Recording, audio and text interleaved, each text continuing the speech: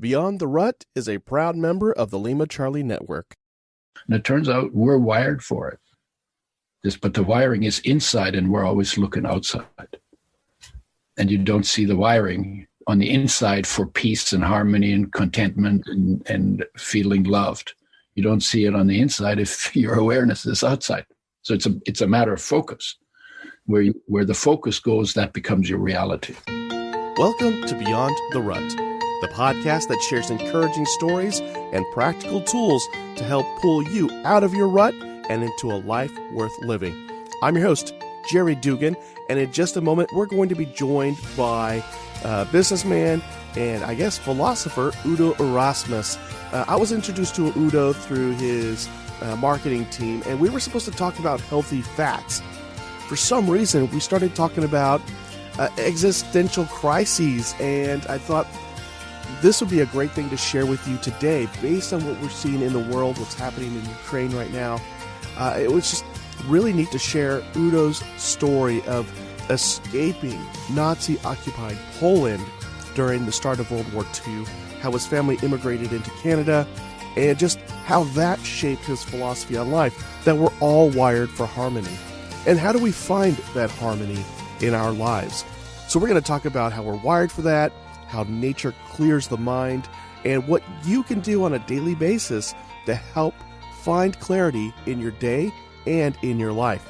So sit back and relax unless you are trying to make the perfect snowball to throw it. Because again, it's always about throwing things when I have a random thought, I guess. But here's that conversation with Udo. Here we go. All right. Hey, Udo, welcome to the show. How are you doing? I'm doing well. Thanks for having me on. Oh, it's a pleasure. Fun. Oh, yeah. And you're calling in from where again? Somewhere on the West Coast. Vancouver, Canada. Vancouver. Okay. I was thinking Washington for some reason, but I guess it's kind of like Canada. Well, Vancouver's BC is just an extension of Washington. Yeah. Washington State. It just depends on which side of that border you're on. They're like, no, they're an extension of us. Yeah. The border is of course, an artificial creation. Yeah. Yeah. I mean, we're all one human race, right? Yeah. There are probably trees, that have half of their roots in Canada and half of their roots in the U.S. I'd never thought of that. Yeah. Oh, man. Since they don't pay taxes, they totally get away with it. Yeah. I could see some lawyers trying to find a way to make money off of arguing over that. Indeed. That's our tree. How do you know? It's roots. Yeah. Like, how do you know? Yeah. Oh, gosh. Oh, somebody somewhere always wants to sue somebody. Now, especially in the U.S. Yeah, I know. We're really good about that, aren't we? Yeah. In my travels, that and guns are the two things that seem to stand out with folks outside the United States. Like, you Americans, you love suing each other and you love shooting each other. Like, yeah. Yeah, somewhat. I mean, we have probably as many guns in Canada per capita as you do, but we have much tighter restrictions and more education required to get a license to carry.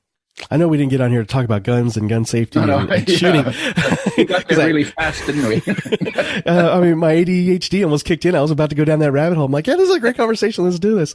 But I know we made agreements with some folks outside of you and I that we were going to talk about health, fitness, but more specifically around, the fats that heal, the fats that kill. Yeah. And but before I dive in there, I know one of the things that really stood out to me as I was doing my homework about you is that your origin story, you were born during World War II, I believe in Russia, and your family. Poland. Poland.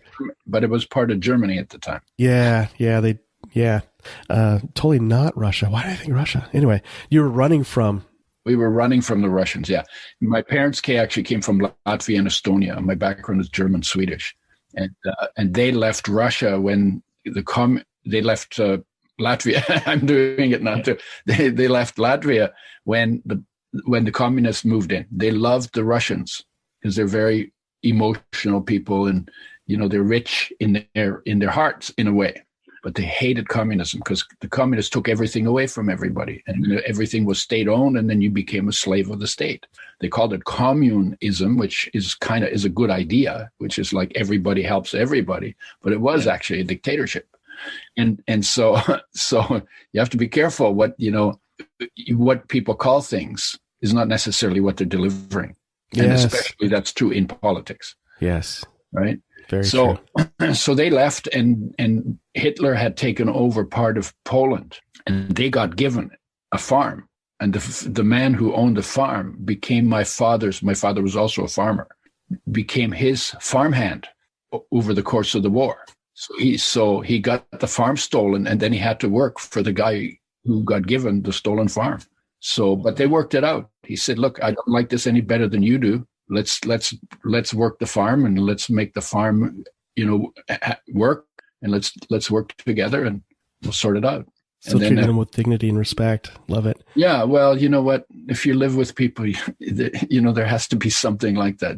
We live together. There's 8 billion of us on this planet. We got to find some way to live in harmony. Anyway, so by the time I was just under 3 years old, we were refugees fleeing from the communists chasing us in tanks and trucks down dirt roads in horse-drawn hay wagons, mostly women and young children, because the men were off in war. And if they'd have caught us, we would have ended up in the Gulag in Siberia. That's where they took people that they caught, or we could have got shot too. So, and then there was no military presence on those roads. Just all these people trying to get out.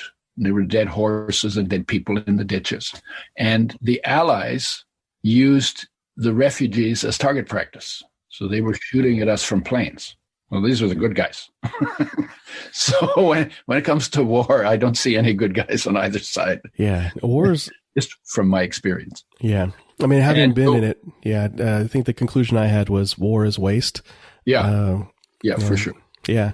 Sure. Just all the talent. But it's what happens when peace is not cultivated, when we have the luxury and the time and the space to do that.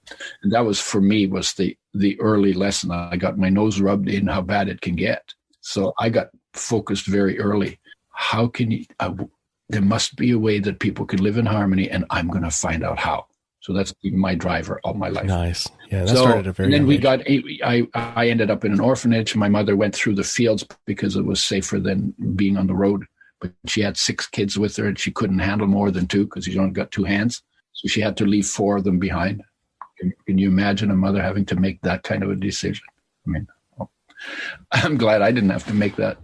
But eventually we got reunited, and then we left Germany when I was 10 and immigrated to Canada because my father had seen Quebec. And Quebec was very much like Latvia in terms of the vegetation and the way it looked. And he said, if I survive this war, I'm going to Canada. And that's how that happened. Just the thought in his head, And then it was Canada was the land of opportunity, a lot of land, not many people. So he ended up buying 112 acres of bushland. And we lived there in a house we built ourselves, and we had an outhouse 40 below. It's a refreshing experience to use an outhouse. It is. and we had no electricity, no running water. And he really liked it because he had gone, they had gone in Europe first through the First World War when they were kids. When that ended, the Bolshevik Revolution started. That lasted into the Depression. Then they got the Depression, and the Depression was followed by the Second World War. That was their life in Europe. And my father, just like he said, I just want to be left alone. If it doesn't rain in my bed, I'm happy. and he would read the newspaper once a week, and he'd fold it very precisely and put it down, and he'd get up out of his easy chair and walk to the middle of the living room and say to nobody in particular, "The world stinks." Yeah. Oh, wow. So that was his attitude. And for him, nature was everything. He liked the pace. He liked the respect. I mean, there's a lot of respect in nature if you think about it. All these different things growing together and in some ways supporting each other, but not beating on each other, right? Yeah. Yeah, there's a balance that's achieved, yeah. So that was my formative years. And I literally started thinking about how people can live in harmony when I was 6 years old. And then my whole life has been about figuring out how how that's possible. And it turns out we're wired for it.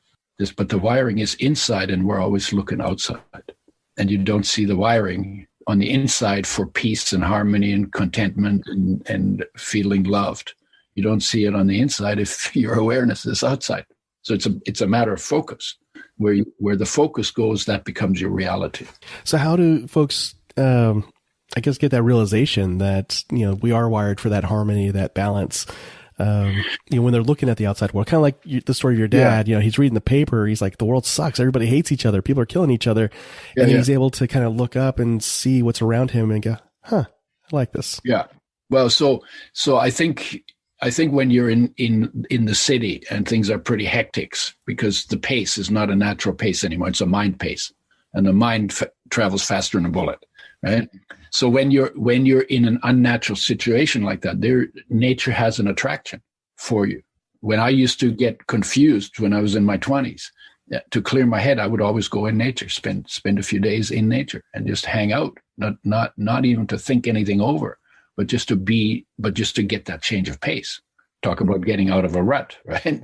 That was my way of getting out of my thinking ruts at that time.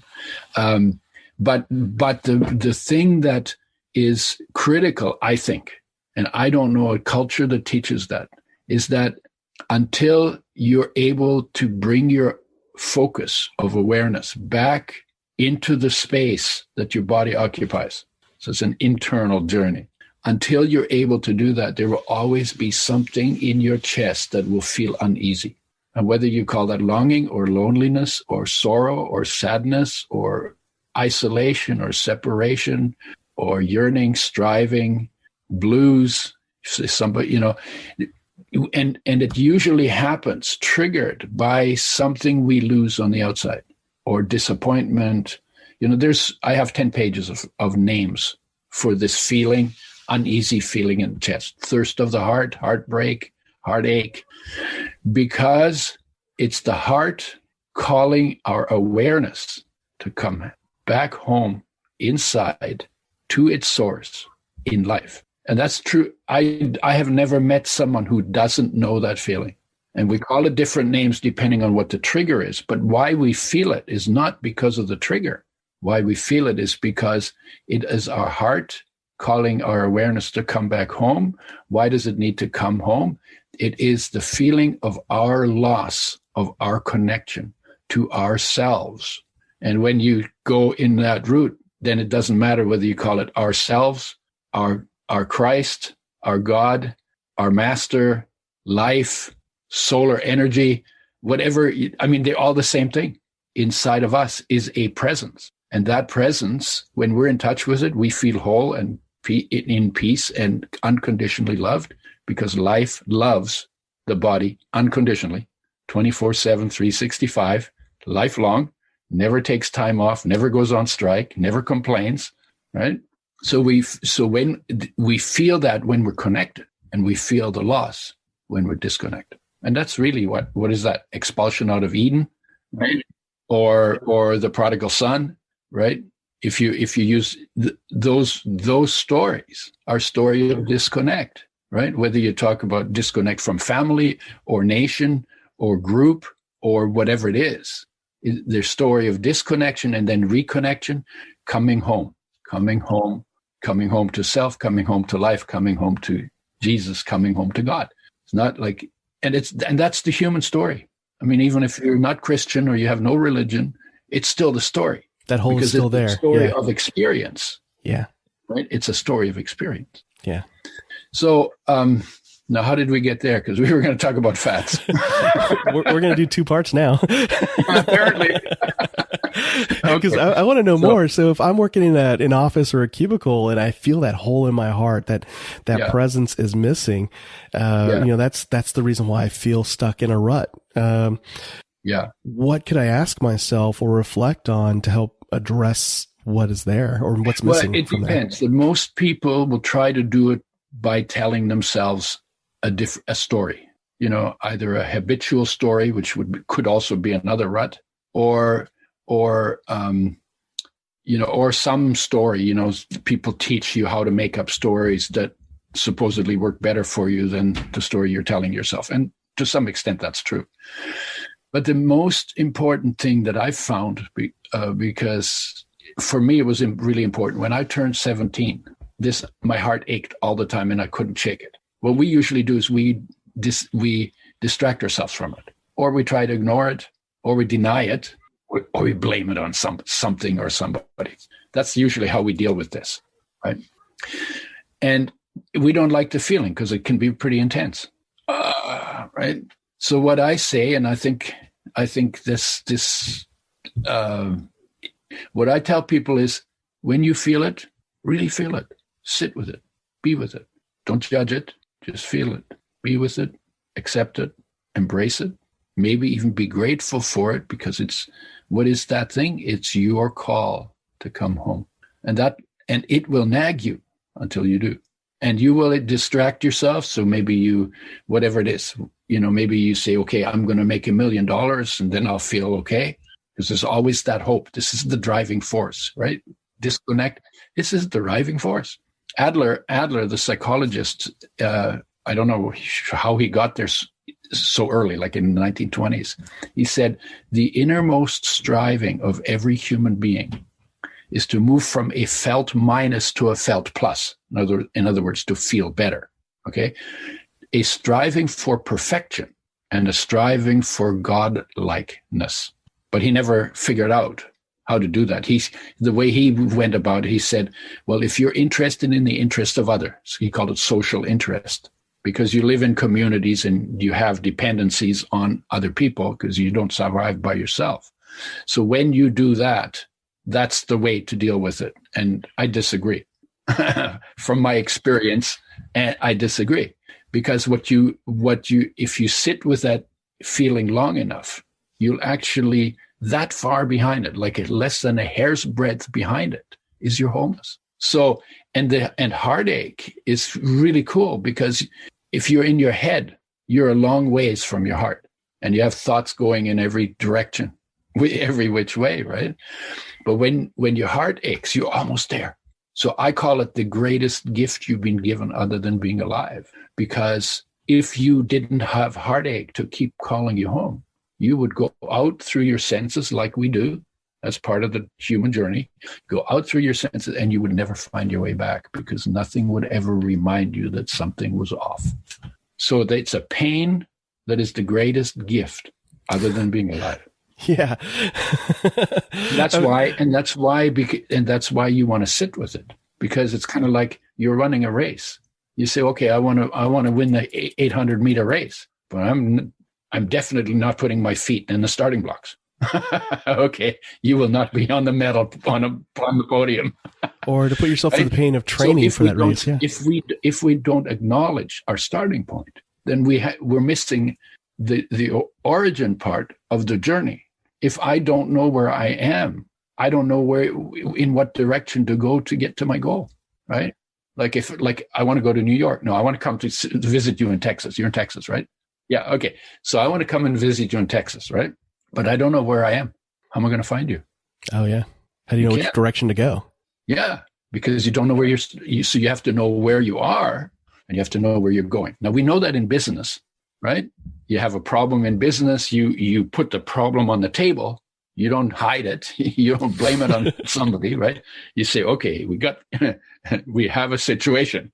And then you look at the situation and you determine what is the nature of the situation. And once you know that, and you know what your goal is, then you can track a course, right? Well, this is just the same, only this is the journey home to life, home to God, right? Home to self. But it's the same. You got to know, you got to be willing to acknowledge your starting point.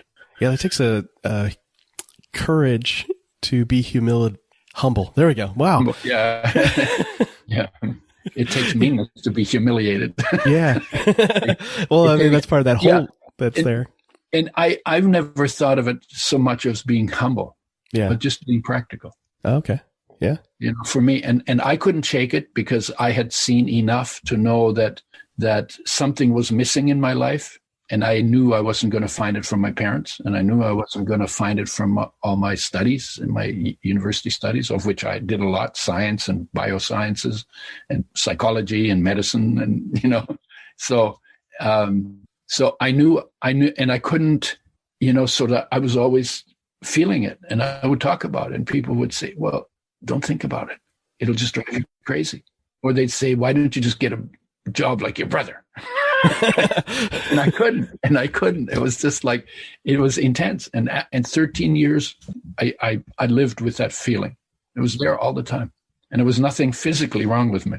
And then I heard somebody say, the peace you search for in the world is within you. I can show you how to connect to that. And he was 14, I was 30. So I was like, oh, what's a 14-year-old going to teach me? Now that was not humble. Right? No, I it thought, wasn't, what's a 14-year-old going to teach me? I've been around. And then I thought, well, peace is important to me because I came out of a war. So it was definitely a preoccupation that I lived with. I even joined the peace movement until I realized it was an anti-war movement. But I didn't want anti-war. I wanted peace. So I left, right? And I thought, well, I am interested in peace.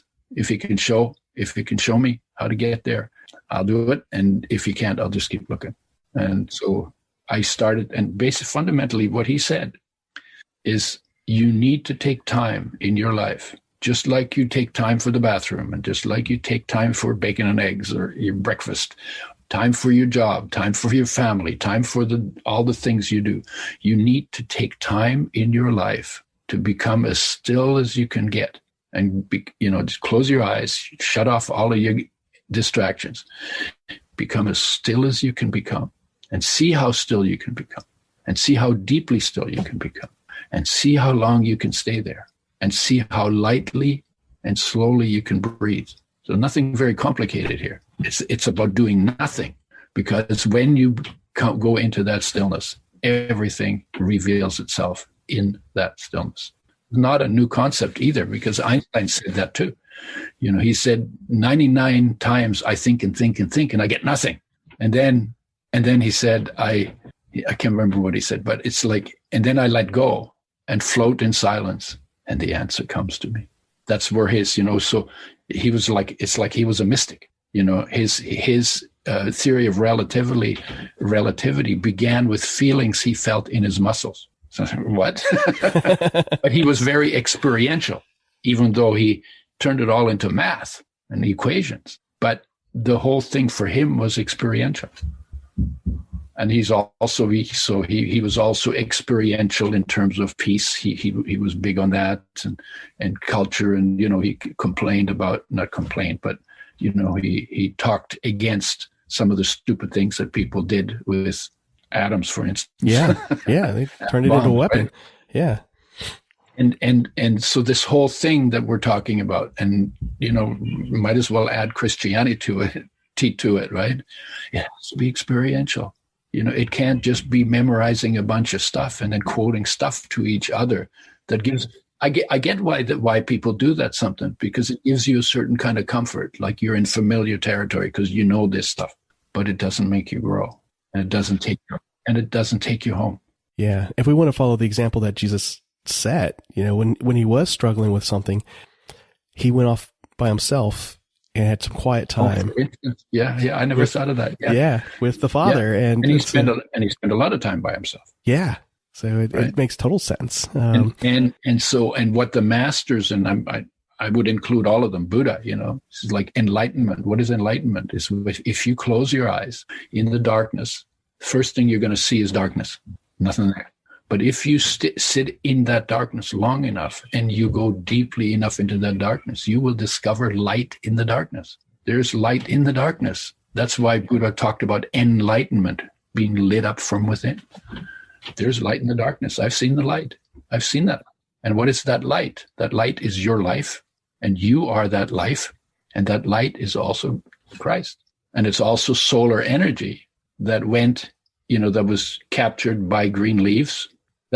This is how it works, right? Sun shines on earth, shines on a green leaf. Green leaf absorbs the sunlight energy.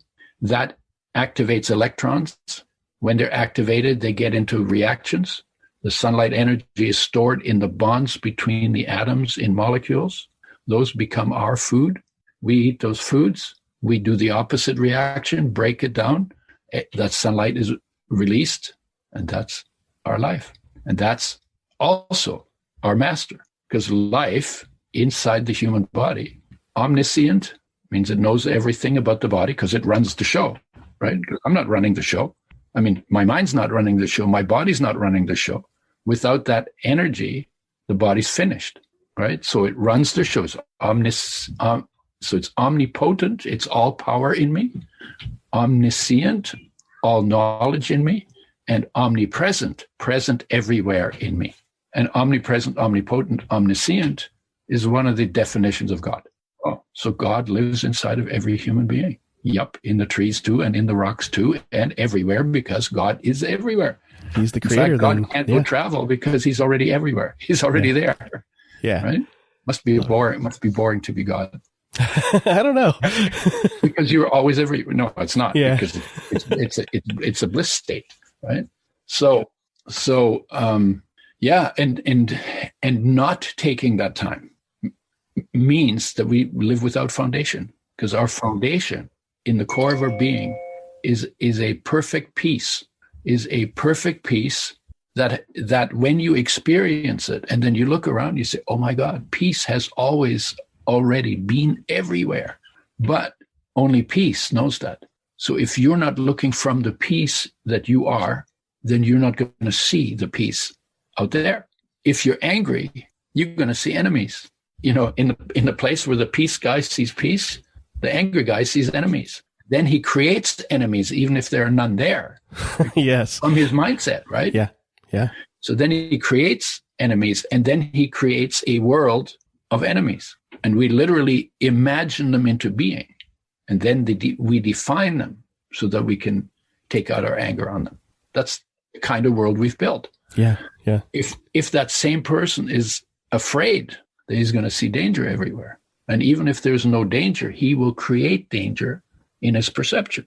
And then he will act into the world as though it was dangerous. And so then he'll hide and he'll protect and he'll, So our state of being,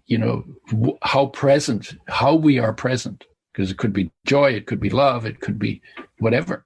Our state of being automatically comes to expression in the way we perceive, but in the way we live, in the way we express ourselves, automatically. So cultivating the best, the deepest, the most whole state of being is job one. If you want to have a good life, right? If you don't want to have a good life, nobody can force you, because you could put a gun to your head and say, okay, get into peace now. And you say, okay, I'm in peace now. but inside, the gun doesn't have any control. Yeah, exactly. Over you actually doing that. Yeah. I was going to ask how much time somebody should spend each day to center themselves and find that peace. But I get the feeling this is one of those things where the answer is as long as it takes. Well, yeah, that's one answer. You know what? Even 10 seconds makes a difference if you're focused, right? Sometimes it takes me half an hour to even get focused, right? But as much as you can, you have things that you need to do. But what I find, if I take that time, it's like some people say, oh, no, I can't do that. I'm so busy because I got so much to do. I find when I take the time to do nothing for an hour in the morning, and I might not experience anything that I can say, oh, yeah, I had this really incredible experience. I might not think I experienced anything, but my day goes better. And why is that? Because when you settle down, part of what happens in the process of sitting still is your day gets organized. You're not always just in shining light, but you're thinking and, your stuff comes up. So I end up doing less duplication because I'm more organized about the journey I'm taking for the day, and it's automatic. So as much as you can, as much as you want to, nobody can force you, but start with tuning in to the emptiness, because that's your starting point, because that'll pull you close to begin with. And then it's just a matter of It's almost like you can drop out of the emptiness into your foundation. And at the rock bottom of it is peace.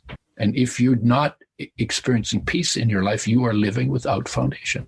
And when you live without foundation, it's like if you have a house, you know, it's going to shift all over the place. As the attic, but you have no foundation, you know, then the house tilts, and, you know, the wind blows, and the walls start cracking apart. Yeah. So foundation is really important.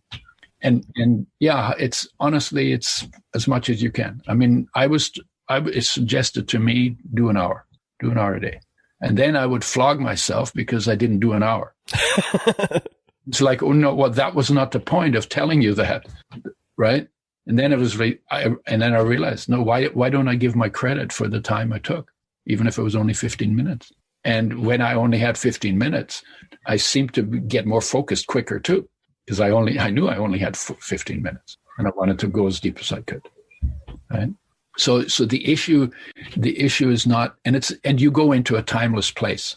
Like when I go into that place, there's no time there, right?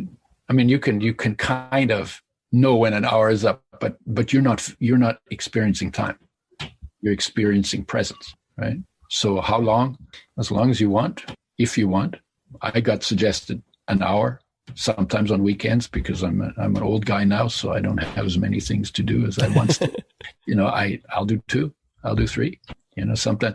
But then there's another reason why the time is, you know, I used to go into this space and feel it and be beautiful. It's like very comforting. It's really, really nice, right? And then I'd come out and get into the world and get right into all the craziness that I got in my head and that's I see in the world. So I could get right back into it. And then it was like, so I was in this beautiful place and then I was in this not so good place. And I got really frustrated. It's like, there must be a way to not leave it, not externalize myself. And the conclusion I came to is, you know, I like this so much. I want to drag this into the world with me. And when I started thinking about, okay, I'm not just going to do it when I'm sitting still. I want to hang on to it while I'm doing what I need to do in the world. And the moment that it occurred to me that was a possibility, it started to happen, because I was aware that I could be conscious and keep that consciousness. Now, do any of your master classes help teach this to the students who take them? There is one limitation, I would say, to the mastering, to teaching classes like this. I can't create the thirst for you. Yeah, that's true. I can't create the ache for you. That's really the most important part of it. Because once you got the thirst, you'll figure it out. And it's your figuring, you're getting to understand the journey that you need to master. So you need to master mastery. And at some point, I can tell you stories, and you might like the stories because you never heard it before, right? But if I told you the same story in the same words 20 times, it'd become a relatively boring story.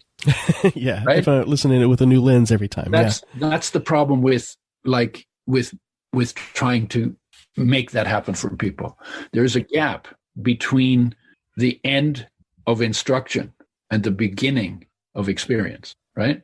It's the same way. It's like, you know, when you drive a car and you slow it down, you know, there is a point where the car is still rolling really slowly, and then there's a little jerk, and now the car is stopped. There is a place in between rolling and stopped that is a gap.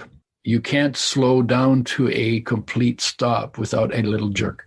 And that jerk is like the gap that you have to jump to get into the experience of yourself, of your what all is there, whatever you call it. And so and then the other thing is that when people can follow, a lot of people like to follow, but that never gets you mastery. And mastery is really important, really important. So you don't want to, you know, if you want to really help people, you got to give them that space. You know, you got to send them out in their own desert, right? Because you can't do it for them. And we'd like to, as parents, we'd like to do it. We don't want our kids to suffer, and we like to do everything for them. But, you know, in the end, that's not helpful. in the end, that sometimes is not helpful, because then you make them dependent. And sometimes we have kids because we like dependence. Yeah.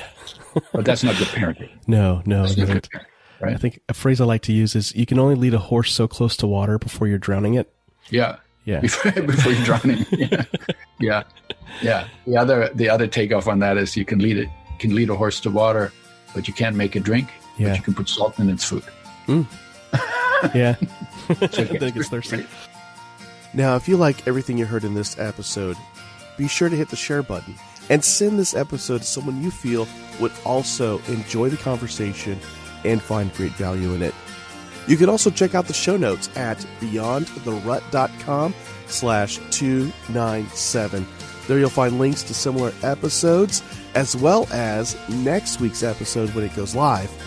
And that is the conversation that Udo and I are meant to have had about healthy fats. So we did eventually get there, but we just could not pass up this conversation about how we're wired for connection, for something more.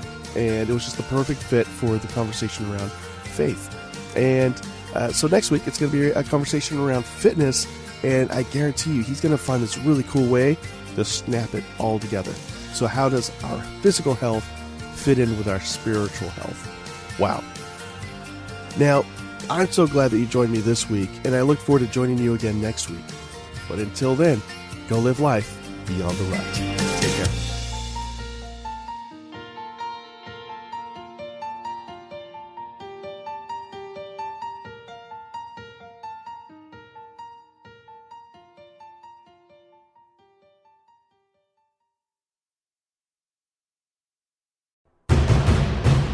Hey everyone, this is Trip Bodenheimer, host of the Shadows podcast.